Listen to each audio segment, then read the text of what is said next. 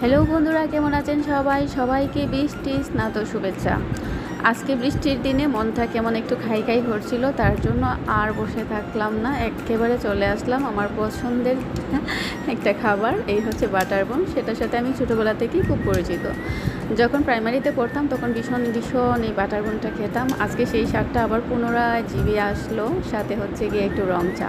সেই দুর্দান্ত বৃষ্টির দিনে, জানি না কার কেমন লাগে, আমার ভীষণই ভালো লাগে। তো শেষ পর্যন্ত চলে আসলাম, আর আজকে আকর্ষণীয় একটা জিনিস আপনাদের সাথে শেয়ার করতে যাচ্ছি।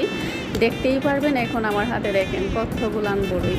আসলে এমন একটা গাছের সন্ধান পেয়েছি, এই গাছটাতে নাকি 12 মাসই হচ্ছে বড়ই ধরে। আর বড়ই তো আমার ভীষণ পছন্দের, আমি টক জাল খাবার ভীষণ ভীষণ পছন্দ করি।